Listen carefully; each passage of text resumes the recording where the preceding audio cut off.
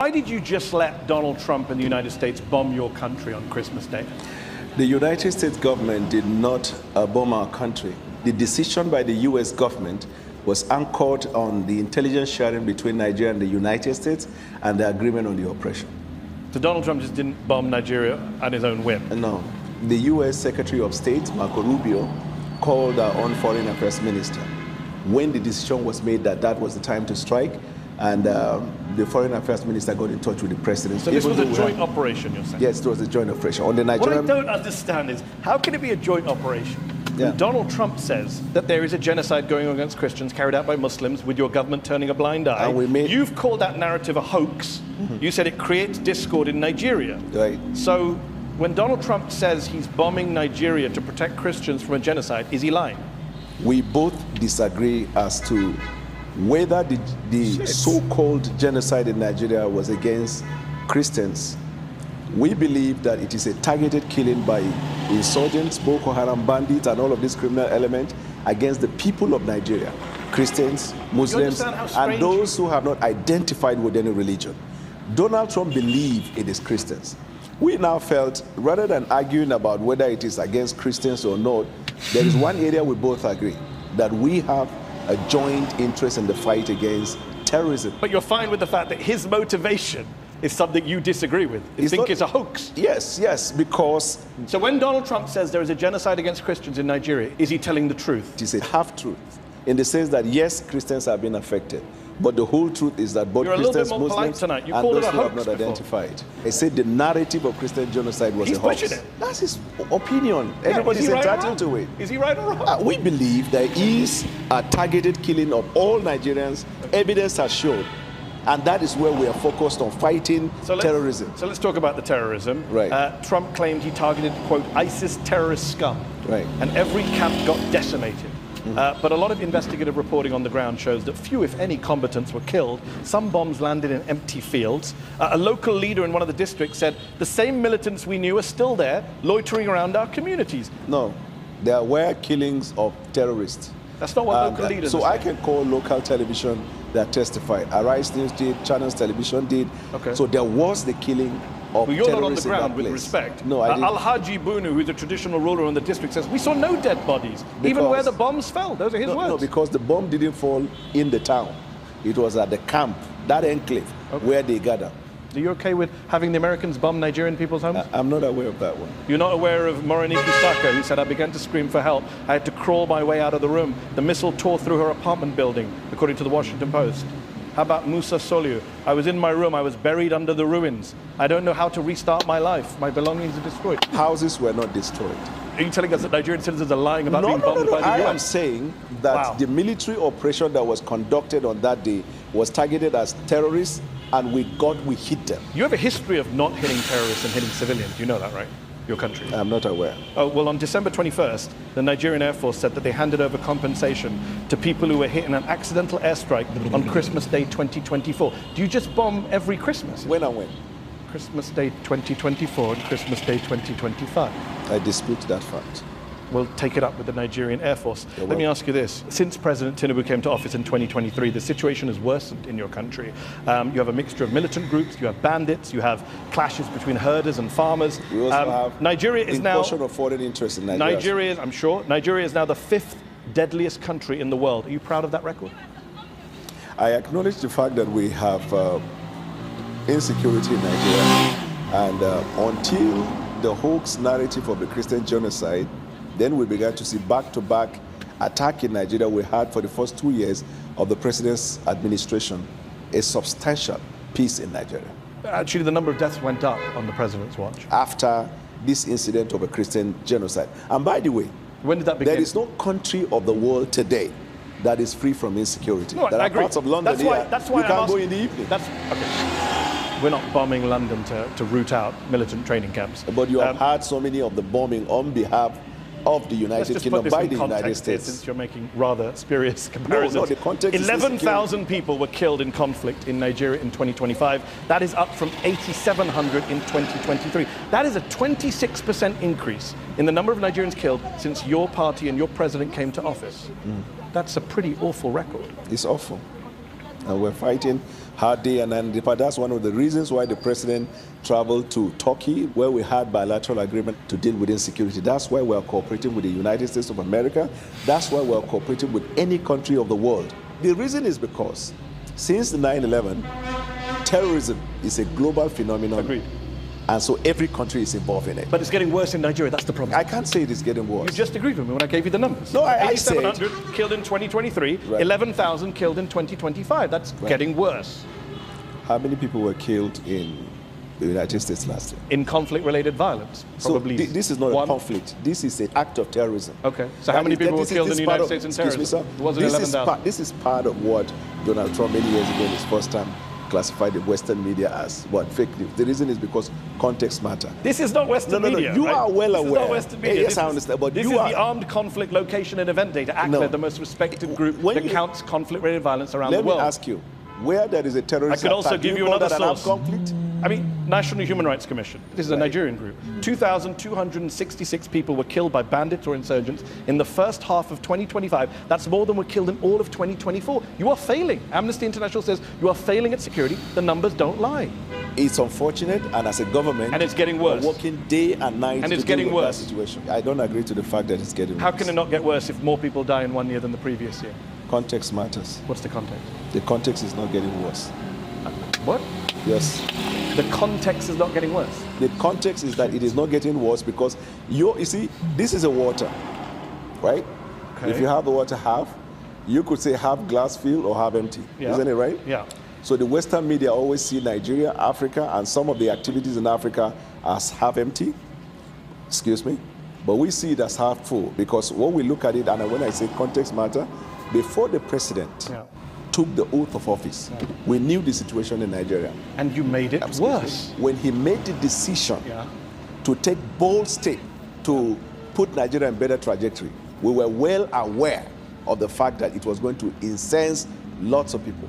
Okay. We are also aware. You made your point. I get the glass half full. I get the context. I also understand basic mathematics. Let me ask you this.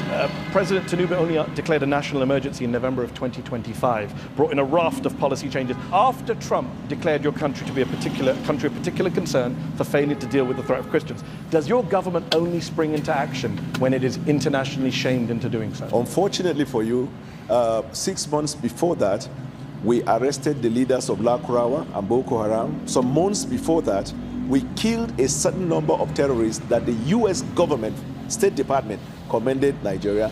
The U.S. Embassy celebrated the fact of the exploit of Nigeria before Donald Trump said that. But again, he shamed you and you declared a national emergency. You didn't do it before he shamed you. We declared the national emergency 6 months before Donald Trump said. No, that's not true. The president of Nigeria. November of 2025. No. Much earlier, around I think April or May, the president declared national emergency on insecurity.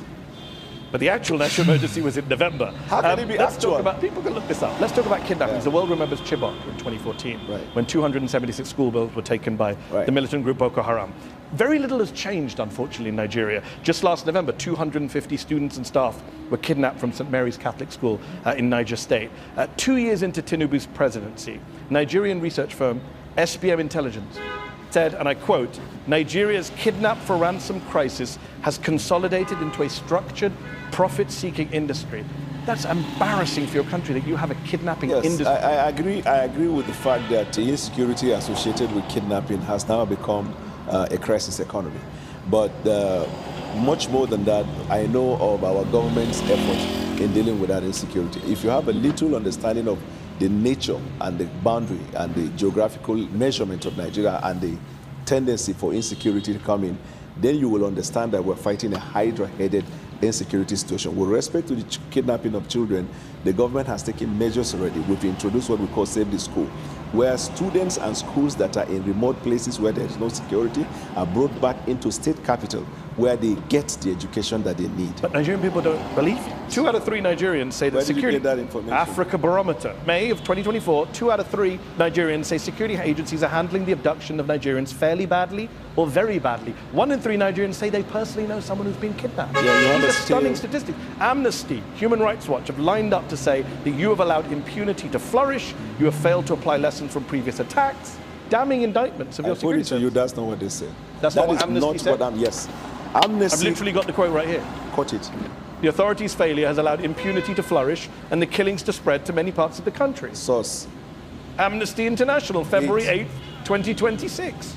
Well, I'm not aware of that one. You're not aware of that one? I am aware. I'm aware. At the weekend, you put out a video to music of you and a team researching and prepping for this show. And yet every time I've asked you something, you say, I'm not aware of that. What were you researching in that video? You're really funny. Let me tell you this. A serious question. Amnesty International, you asked me for a source, I read out the source. You asked me for a date, I read out the date. What's your response other than picking up glasses of water? No, Amnesty has a history of calling everything bad. Okay. I think that's what every authoritarian government in the world has said. What is Amnesty's report about US? Bad. Not just bad, you didn't use the word bad, you read. Yeah, what very bad. Say? Governments who do bad things, they all criticize human rights groups. No. Yeah, they do. I do this for a living. Let's ask about corruption before we go to our panel who are waiting patiently here. Transparency International, they say systemic corruption continues to plague the defense sector, causes a major hindrance to security. President Tinubu said in August, there is no more corruption in Nigeria. That's a ridiculous thing to say, is it not? We investigate any case of corruption, not just in the defense, but anywhere in government. This administration has had lots of people who are in government, either sacked or investigated and being prosecuted. The resolve of our administration in dealing with corruption is obvious. Why did he say there's no more corruption? You probably read him out of context. No, I didn't. No, read exactly what he said. You're cherry picking. How can someone just stand and say there is no corruption in Nigeria? It is getting clearer to the people. We have more money to the economy and no more corruption. Full stop, close quote. Good. So this is the context. He was communicating to the people about the exploit we're having as a result of the decision to remove fuel subsidy. We dealt with the question of corruption in the oil industry. And that's not what he said, but okay, he didn't say anything about the oil industry. That's why I say context matters. Well, you can't just make up the context. He didn't say anything about the oil industry. He said we have more money to the economy and no more corruption. In fact, he was criticized in Nigeria for this. Last question on this. How can Nigerians take Tinubu seriously on eliminating corruption when he appoints someone like Abubakar Bagudu as Minister of Budget and Economic Planning, a man who, according to the US Justice Department, with others, embezzled, misappropriated, defrauded and extorted billions with a B from the government of Nigeria under the dictator Sani Abacha. Bagudu avoided criminal charges, he cut a deal with the Nigerian government, returned some of the money, but the president literally put Nigeria's budget in the hands of a man who's accused of looting billions of dollars. You started your introduction by saying it's a sovereign country. The decision of the court in the United States does not bind the Supreme Court of Nigeria. But he gave $163 million, and that man is now in charge of the Nigerian budget. You're okay with that? I think Do you think it's funny? I mean, two-thirds of Nigerians... You think it's funny? No, I don't. I think people who are giving $163 million back shouldn't be in charge of the country's budget. Thank you for your observation. Okay, but do you think they should be in charge of the budget? There's no evidence that that minister has misappropriated funds in the government of Nigeria. Why did he give back $163 million? To Nigeria or to the US government? To Nigeria.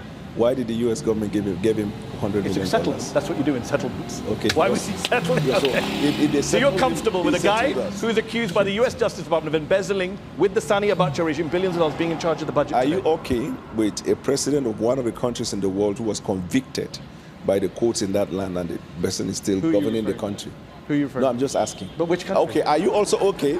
Are you also okay? Because if it's Donald Trump, I'm a well-known Trump supporter. Are you also okay with the prime minister of a country who was accused of making a wrong judgment in an appointment that led to a lot of problems, but he has not resigned, he's still governing? Are you okay with that? Well, by the time this show airs, he may have resigned. So your argument now that Keir it has come to Starmer light, and Donald Trump, basically everyone else is corrupt. Okay, let's go to our panel on that. I'm joined by Aisha Osori, a lawyer and writer with the Open Society Foundations. Aisha, how would you rank this government's record when it comes to security? On a scale of 1 to 10, I would say 1. And I think one thing that I haven't heard in the conversation so far is that since President Tinubu came into office, we have no diplomatic presence in any of the major capitals. And the reason why this is tied to insecurity, for example, let's use our borders with Chad, Niger, Cameroon. When you have no diplomatic presence in those areas, then you're not able to engage on the insecurity. We talked about kidnapping a few minutes ago. There must be a link between the atrocious amounts of money that are being raised by kidnappers, over $1 billion, in 2024, according to from ransoms. That must be what's fueling the insecurity. So there's a link between the kidnapping industry and the rising insecurity. So killing a bunch of terrorists while constantly there's a wave of terrorists coming in through the borders from Chad, from Niger. Again, another thing that's been alleged is that President Tinubu's bad handling of the coup in Niger, where he said we were going to attack them, was one of the triggers for these countries, Niger and Burkina Faso, leaving ECOWAS. I'm just saying all of that is connected. Yes. So let me bring in Tunde Doherty, who is the UK chairman of the All Progressives Congress Party, the party of the president. What is your response to Aisha when she says 1 out of 10 security rating for your country?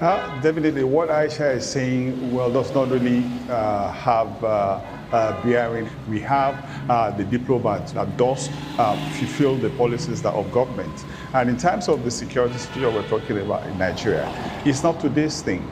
And we must look at the solutions that this government has put into form. You find out that the security architecture in Nigeria has been changed. We talk about the collaboration between the government and the United States in terms of dealing with insurgencies right there and then. Because, you know, Nigerians don't manufacture most of this high-tech required equipment to deal with such situations. The president, the government, is really doing quite fantastic work in making sure that they fight these insurgents, collaborating with all factors or all countries that is ready to work with them. Let's bring in Anu Adeoye, a journalist for the Financial Times who recently covered Nigeria and West Africa. Anu, we can't talk about insecurity without also talking about the economy and the underlying social economic issues. Is the average Nigerian both safer and better off under President Tinubu? The obvious answer is no. All right. And before I get to that, I want to talk to what Daniel said. I always find it very interesting with Nigerian government officials who cherry pick statistics about the US and the UK, but they never say how many hours of uninterrupted electricity has the United States had compared to how many Nigeria has had. They never try and find, you know, the good statistics that Nigerians don't benefit from. If you look at the poverty numbers, this is according to the Nigerian Bureau of Statistics. More than 120 million Nigerians are living in multi-dimensional poverty. So that's not just people who lack $2 a day. That's people who can't afford food, who can't afford shelter. And even if you look at the numbers of the people who have died, right? These are wartime numbers for a country that is officially not at war. And so I think it's really, really difficult to make an argument and say, you know, things are trending in the right direction. Casualty numbers, wrong direction. Poverty numbers, wrong direction. Right. You know, we were very clear with the Nigerian people when the decision was made. It will bring discomfort temporarily, but the long term is what we are promising. We decided to also involve intervention mechanism in dealing with some of the hardship that the people undergo. Now, when that decision was made in May 2023, it was hellish. But as I speak to you today, the numbers, the indices, and the stats are favorable to the economic reform that we have introduced. Our foreign reserve has increased substantially. Our net import dependency went down. Our export production capacity has gone up. Our naira is strengthened. We have provided opportunities for families who could not afford to send their kids to school to access grant and go and have their education. Cost of fee, tuition fee, as well as the cost of living. You mentioned school. 20,000 schools in Nigeria have been shut in the last few months because of these kidnapping attacks. Correct. 18 million Nigerian school children are not going to school, according to the UN. That is the highest number anywhere in the world. Because are you proud of that? No, I'm not proud of that because of insecurity. But the measures we are taking now, we are restoring them back to their schools. And some of them whose schools are located in places where there are no governed spaces, we are bringing them back into town. So when you give out your stats or your opinion about an issue, also incorporate this fact so that the viewer will look at, yes, there is an obvious fact that because of the policy decision that it brought kind of untold hardship, but also we are making progress in this regard. So I agree with you. That's a fair point. We should look at things in the round, and you pointed out things you've done well.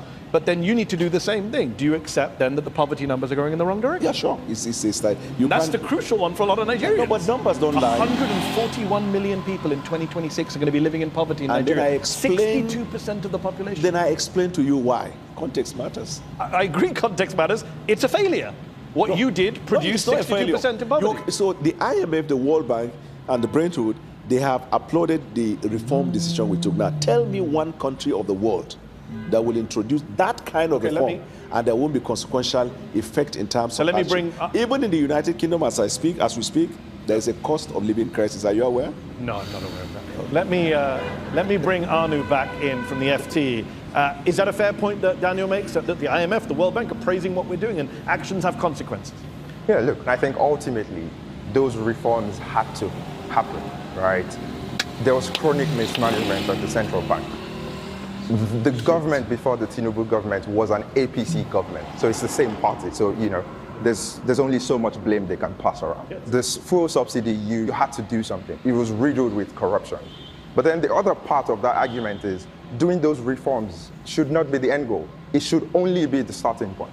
What you need ultimately is foreign direct investment in Nigeria. You need people to bring money into Nigeria to invest long term. Both foreign direct investment in Nigeria. Let me bring in Tunde. Tunde, Anu makes the point, it's all APC governments. So you can't really blame previous government. This is all your party has presided over the situation in Nigeria. Do you Definitely. That's why you have a president that is economically reliable to put the economy in the right trajectory. This is the first time you will see people rushing to come and invest in Nigeria because of the key economic reshaping surgery that is taking place in Nigeria. So you can tell that Nigeria of yesterday is not Nigeria of today. We have to go to the break, but last word to Aisha. I think it's telling that we're talking about IMF and World Bank as if their approval is sort of a good thing. When we talk about the fact that we live in a neoliberal world, and we're talking about the same institutions that made forced structural adjustment programs down the throats of so many countries in Africa, Asia, and Latin America, we shouldn't be praising the fact that they think these reforms are good. But I put that aside. What do the average Nigerians think about their lives? All that seems to matter to the Tinubu administration and past ones is the approval of the West. And I think this conversation between you and Daniel bears that out. It's what the US says, it's what the IMF says, it's not what Nigerians say. Okay. So you see, you praise, just one second. We're going to go to the break. That's excellent, yes, excellent. Yeah. You praise the idea, you praise the idea of a Western institution's report about Nigeria in so far as the situation is bad. When we praise the idea of a Western institution that before now said something against Nigeria, but now is saying Nigeria is trying, then that is not necessary.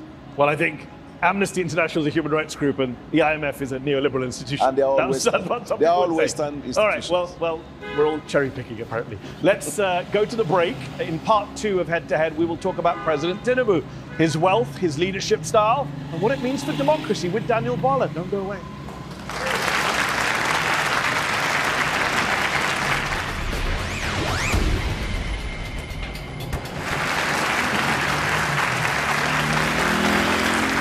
Welcome back to Head to Head on Al Jazeera. My guest today is Daniel Bwala, Special Advisor to President Tinubu of Nigeria. Let's talk more about your boss, President Tinubu. He's been on the political scene in Nigeria for decades, first as governor of Lagos and now as president since 2023.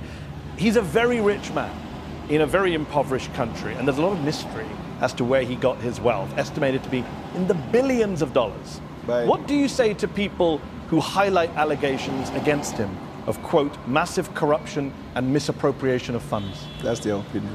Actually, it's your opinion. In January 2023, you talked about the legal petition against him that involves, quote, massive corruption and misappropriation of funds. You were in the opposition and were very critical of his wealth. Exactly verbatim what I said, because what you just said is not a true representation. January 22nd, 2023, you said the petition against him involves massive corruption and misappropriation of funds belonging to the government of Lagos State, abuse of official office, conflict of interest. I'm glad you said the petition against him. Yeah, document that was taken to court. That you highlighted. I wasn't the one that went to court. And at that time, where was I? You were an opposition member. Thank you. So should we not trust you when you say things as but what is the job of opposition? To oppose? Yeah, no, I'm glad you know it. For the sake of opposing? No, that's what you're adding. I mean, you didn't just say that. No, go to Westminster on Wednesday by 9 o'clock. Okay. You'll understand the job of the opposition. You can do whataboutism all day, that's fine. You also said that, well, you know what doesn't happen in Westminster in the US Congress? I know what does happen. Well, I'm telling you what doesn't happen. Politicians don't accuse other politicians of setting up a militia. You said they also accuse the governing party. You said at the time. On mistake in judgment in appointing someone that eventually turned out to be somebody in the Epstein file. If you think that this is comparable to Starmer and Mandos said, good luck to you if that's your defense tonight. You said at the time that Tinubu started a militia to sway the election corruptly and that they even threatened you. So how can we take anything seriously you say tonight in his defense? Your opinion, Nigerians. So my opinion is your opinion. Sorry, Daniel, it's your opinion. That was litigated in Nigeria to conclusion, and then as a country we moved on. We are more interested about the deliverables that we have for the Nigerian people, and we look for opportunities. Nigerians are very concerned about corruption, and Tinubu, you said this, Tinubu and his people created a militia. This is the first time in the history of Nigeria we've seen a political party creating a militant arm leading to election. Your words, January 2023. Context is everything. There is no context. I'm coming. You are quoting the things I said when I was in the opposition. And I understand that's uncomfortable for you. But No. If you want to disown me, that's fine. for you to ask anything I've So does he have a militia that tried to kill you? He doesn't have. I never said he tried to kill me. I myself have received threats from him and his camp. Your words. I never said that. You didn't say that at a press conference on January 22nd, 2023. You're just denying. I never said that. Who said it then? Look-alike. No, I don't know what you meant by that. I know I complained at the time about the conduct of election. It is not my fault that I am able to recall your words in a way you can't. But it will be your fault Tinubu, when you read it out of context. Yeah. If we go home late tonight, context. Yes. Tinubu and his people created a militia. This is the first time in the history of Nigeria we've seen a political party creating a militant arm and leading to election. He advised his people should grab by all means necessary the process leading to elections, that they created this militia shortly after that. We have seen violence in Nigeria, and I myself have received threats from him and his camp.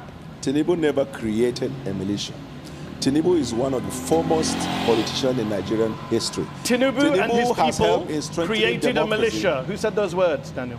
Tinubu has helped in strengthening democracy in Nigeria. Tinubu and his people created a militia, Daniel. Who said those words? Tinubu brought in leadership skills into governance. Tinubu and his people created a militia. Who said those words? Tinubu and his people never created the militia. So why did you say they did on January 22nd, 2023? I never said that. Let's keep going since you're denying words that came out of your mouth. Let's quote some other folks. The Organized Crime and Corruption Reporting Project named President Tinubu a finalist for the 2024 Corrupt Person of the Year award. According to a 2025 poll, 2 out of 3 Nigerians think the president and his team are involved in corruption. That's a statement from drunken people. Next question. 2 out of 3 Nigerians are drunk. No, start with the first one. What would you say the first time? The first one was the OCCR reporting project. They are the drunken people. Okay, what about the Nigerians? Are they sober? Are 2 out of 3 Nigerians sober when they say you're president and you were involved in corruption? Nigerians are entitled to hold and express opinion. Yes, it is in our constitution. The fact that you express an opinion does not substantiate that opinion. I agree, but that's their opinion. You accept that 2 out of 3 Nigerians think that your government is corrupt. I would be happy if you can tell me a finding of court that says Tinubu is corrupt. Well, what's interesting you should say that, because a lot of Nigerians have reason to suspect that his wealth was built on illicit activity. A lot of English people have complained about the Prime Minister. You can a talk lot about of Americans have all night long, there is no country of the world where the people aren't complaining about their leaders. All right, that's how I love it when you set these challenges. Can you find me a country in the world where the sitting president, the US government seized $500,000 from one of their Chicago bank accounts after investigators found probable cause that the funds were proceeds of drug trafficking, specifically heroin. Tinubu gave up the money in a settlement. He was never indicted of a crime, but when a US judge last year ordered the release of all of the documents by the FBI, Tinubu went to court to prevent it. What does he have to hide? The minute a matter is taken to court by right, you have the right to send your lawyer. The fact that you send a lawyer to defend your matter or to go against a motion that is filed before the court is not a conclusive proof of acceptance of the fact he's obviously got something that was to hide. taken to the court. He gave up $500,000, which were probably the proceeds of drug trafficking. I'm glad you used the word probably, but it is not. Go ahead. You said in 2022 that this drug case, quote, conclusively concluded not in favor of Bwala because he had to forfeit that money. There is still a cloud around drug-related activity. Cloud? Yeah. Not a conclusion. Okay, so the cloud's still there for a lot of Nigerians. No, the cloud is no longer there. How did it disappear? Because the Nigerian people have moved on with the president. Who said they moved on? The facts are there. Less than 10% of Nigerian voters voted for him. So that he doesn't have some big mandate from the people that means that I can't ask you, why did he give back $500,000 to the US government, which were believed to be the proceeds of drug trafficking, and you believed they were the proceeds of drug trafficking? Why do you conduct a polling with 500 people and give a representation of the population? You're now questioning all polls. Is that your defense? No, I just said the point. You heard me well. Well, You don't trust the Nigerian people. This idea I trust the Nigerian people. This idea of drugs and narcotics is a terrible case all over the world. And if someone has that questionable character and is elected as president, what it means is that it will embolden people who are into those activities. That is why this person has to come out clean. You said those words. If somebody has that, thank God he doesn't have. How do we know he didn't come out clean? You said he has to come out clean in 2022. Okay, let me put it this way. This fact was litigated. No, it wasn't. This fact was litigated in the Nigerian court, and the apex court of the land, the Supreme Court of Nigeria, whose decision is not appealable to any court outside Nigeria, held that this case has not been established against. Your words were that there's still a cloud around them because it was not conclusively concluded. My word in favor and the judgment of the Supreme Court, which one is relevant? In the Constitution of Nigeria, all the decision of the Supreme Court bind all authorities and people throughout the Federation. That's what matters. The fact that he had laundered drug money, most likely in his US bank account, is not an issue for you now. It was an issue for you a few years ago. It's suddenly not an issue when you go to work for the man. How convenient. The court has held the allegation that was put up in the petition against him could not be substantiated. Well, the US hasn't held that, and in fact, the US court tried to release all the files, and the president rushed to stop them from doing that. Innocent people, is that what they do? What stopped them from releasing it? Is innocent What people? stopped them from releasing it? It's ongoing in the courts. I'm glad you said ongoing. But So let's wait until when it's... Do innocent people try and stop files from being released about themselves? Yeah, sure. Okay. I'm sure the Nigerian people... Privacy. Do you... I'm coming. If a case is taken to court against you, even when you know you are not liable, will you be comfortable that the order of court will permit the release of privacy issue relating to you? Yeah, if people think I have drug money in my bank and I don't, then yes, I would do everything I can to. Unfortunately, people do not. Tinubu is not just super rich. It's what he does with his wealth. In 2019, 2 armored money trucks, bullion vans, were seen going into his house, coming out of his house. Where did that money go? No. Point, did you see the money? Or those who reported, did they see money inside the bullion van? Was there no money in the bullion vans? How am I to know? You said it was money in the vans at the time. I never 2023, February. How could I have known It's a tragedy that I know your words better than you do. There is only one person in Nigeria who is alleged to have moved money through bullion vans, and that person is the presidential candidate. You said that on February 17th on Channels Television 2023. Thank you for notifying me. So where did the money go for the bullion vans? There was no money inside. So why did you say there was? I said there was no money inside. But you said, at the time you said he's the only person to have moved money in bullion vans. When did I say that?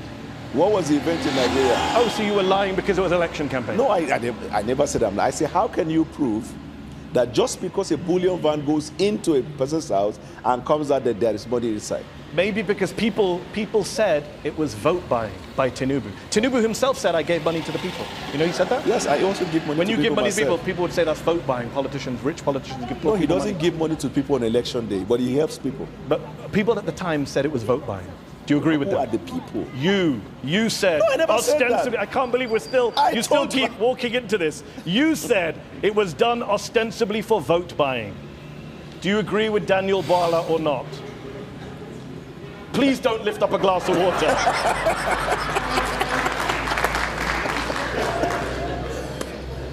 On the eve of the presidential elections, 2 cash-laden bullion vans, your words, were seen on the premises, which was ostensibly for vote buying. Your words, January 22nd, 2023. Have you just disowned everything you've said in order to work for this president? I'm coming. What you just said now, I want to put it on record on my own honor. That's not what I said. So far you've denied 2 things. This one I said, that's not what I said. Before you said it too. Well, let's just keep count. Let me tell you what you do. You will have an idea of a phrase or a word in a sentence. They coin the other part of it to project what you want to push out. I read the entire sentence coming. to you. No, but that's wrong. No. Let's read it again. Wrong. On the eve of the presidential elections at Lagos, 2 cash-laden bullion vans, your words, were seen on his premises located on 26 Borderland Street, which was ostensibly for vote buying, your words. You can just say I don't agree with what I said, then I was lying. I don't agree with what you said, yeah? No, with what you said. In fact, in 2023, you said that he bought his election. Did he buy his election? At the time, I thought. But when it was litigated in court, the court found out he didn't. So you thought he was vote buying, and now you don't. You thought he bought his election, now you don't. In fact, you said it was so corrupt, the 2023 election, Tinubu's win, you said that you couldn't eat food for 3 days. I never said that. Where? Arise News, March 2nd, 2023. I became so sick for the past 3 days, I found it very hard eating food. I'm sure you have a mistaken identity. I never said that. You never said that you Why became will I sick. not eat? Win, lose, or draw. You eat your food and go to bed. I'm going to spend a lot of time enjoying social media after this show is done. Go and ahead. aired. You're welcome. Let's turn to our panel, who are waiting patiently once again. I'm joined by Anu Aide, a journalist for the Financial Times who's covered Nigeria. Anu, we've talked a lot about President Tinubu and the allegations of corruption, including from Daniel Bwala, which he's now pretending he didn't make. Alleged. Okay. You recently described him as a wily political tactician. How does he wield power? Daniel and others have accused him of vote buying in the past. How does he wield power in your view? Yeah, I mean, I think you need to understand the context of Nigerian politics, right? And this isn't specifically about Daniel, because he used to be in the opposition, now he works for the president in the APC. Well, he used to be in the APC, then he was in the opposition, now he's back in the APC, and he doesn't remember anything he said when he was in the opposition. And I think the crucial context here is Nigerian politics is ideology-free, right? There's no left or right, as it were. It's mostly, unfortunately, about, people call it stomach infrastructure in Nigeria, and self-interest. And ultimately, if you're someone like the president, who, for all his many faults, I think is someone who sees Nigerian politicians for what they are. They are self-interested people. And if you can tap into that, it's very, very easy to get people to come on side. I have a question for Daniel, right? Like, what made you from saying all of those things that you now disavow? What was the grand vision that made you decide, I want to work for this guy? First of all, I left him after the primaries because he made a choice of a Muslim ticket. And I thought at the time that would be injurious to the interests of the Christian minorities. I made that decision. And I campaigned against him. And after the election, for the next 1 year, I was critiquing policies of the president. But I saw from January right up to December how this president patiently introduced policies and continued to engage Nigerians across all platforms in a bid to push Nigeria forward. I became impressive about it, and I made a choice to do that. Just in the same way that Mehdi Hasan has worked with BBC, I worked with Sky News, then with MSNBC, and then back to Seteo. Evolution of people's life. The worst analogy Evolution I've of people's ever life. heard in 14 years of doing head-to-head. What are you talking about? Somebody changing their job from one company to another is not the same as you saying he's a corrupt man who created a militia, bought an election, and now I work for him, and I only said that stuff because it was the opposition. All of the things you said, you couldn't substantiate. I substantiated all of it. No, you are not. Let's go to Aisha Osori from the Open Society Foundations. Aisha, in 2023, on the eve of the presidential elections, you wrote an article calling Nigeria a competitive authoritarian state that barely qualifies as a democracy. What do you mean by that, and what role has President Tinubu played in making that better or worse? Well, he's done nothing to make it better. Definitely, our democracy is a lot worse off in 2026 than it was in 2023. How so? Well, for one thing, we had a stronger opposition in 2015 when the APC came in, but thanks to President Buhari and now President Tinubu, we have 30 out of 36 states are now APC, which is not necessarily a good thing because that means we have no opposition. PDP, the People's Democratic Party, has been virtually destroyed. The Labour Party has been destroyed. We literally have no political parties anymore. Another thing that we don't have is any separation of powers between the legislature and the judiciary. Tunde Doherty is here, the UK chairman of the All Progressives Congress Party, the president's party. Aisha says that your party is turning Nigeria basically into a one-party state. I disagree with her. I want people to know something about President Bola Ahmed Tinubu. Before the man comes to government, he was an accountant. He has a very high-paying job. He was working Who did he with work Mobile before he came. And who did he work for before Mobile? He said he worked for Deloitte. Yes. He made a lot of money from Deloitte. Yes. Deloitte yes. says they have no record of You see, ever working. if you know him before he came to politics, he's such a very generous, very rich man. Before he came into politics, Deloitte say they have no record of him working? You remember he was a senator. Tunde, why does Deloitte say they have no record of the man working for them? That is not the right thing because there are oppositions working against to bring the man down. But I can tell you, not sure Deloitte is part of the Nigerian opposition. No, you can't, because all of these things emanate from the opposition point of view to bring the man down. But they have forgotten this man is the symbol of Nigerian democracy that we have today. He fought the military to the standstill during the Adeco period. He made sure that there's no politician in Nigeria today that will say he did not have a Tinubu tonic in his political stability in Nigeria. Before we go to the audience, I've been waiting patiently here. Fact check, Deloitte denied that they said he never worked for them. Go ahead. Okay. You have said in the past, I don't even know why I'm bothering, that when was this man born? We don't know where he was born. He doesn't tell us anything. You complained about this. Now you work for him. Has he told you his birthday? If you don't know when someone was born, first of all, he must have been born before me. I guess you know that. And secondly, my not knowing when he was born, does that have a consequential effect on his birth? You said it did at the time when you raised it as an issue. Does it have a consequential effect on his birth? And do you now know where he was born? I don't know. Still? Okay. Let's go to our patient audience here in London's Conway Hall. Let's go to the lady here in the front row first. In 2023, President Tinubu promised Nigerians constant electricity within 4 years, saying Nigerians shouldn't vote for him if he failed. Yet the national grid has suffered repeated collapses, including twice in January 2026. What is the government doing right now to stabilize the grid and improve reliability? Yeah. The government has actually strengthened the partnership between the private sector and the public sector. You should know that we took up reforms in the power industry that has allowed the private sector to be fully involved. Some of the state governments have even reached an agreement where they have off-grid and they run their own electricity company in their respective states. So the progress is being made, and I can assure you by the end of this first time, you would have seen very obvious change that you'll be happy about. Should people not vote for him if the electricity situation continues to be bad? That's what he said. They will make the decision when that comes, when that time comes. Okay, let's go back to the audience. Let's go to the gentleman there with the hat. Yeah. Why should young and emerging Nigerian politicians believe that merit and not connection or lobbying determines their political relevance in the Nigeria of today? I can tell you that lots of young Nigerians are excited by the prospect of the renaissance in terms of growth, development, and opportunity that the Nigerian government and its policies has provided for them. That's why you see lots of them, they are sending remittances. Some of them are even coming to invest in the tech industry. So Nigerian people understand that in this administration, only merit. President doesn't need to know who you are. If you have the right idea, that administration will provide the enabling environment for you to thrive. Daniel, an overwhelming majority of young people see their country moving in the wrong direction in Nigeria, 91%. What is the source? The Afrobarometer survey from last summer. I question the authenticity of that report. Do you still think this government is a nepotistic government? No, it is not. You said it was in the past. And I'm now saying it is not.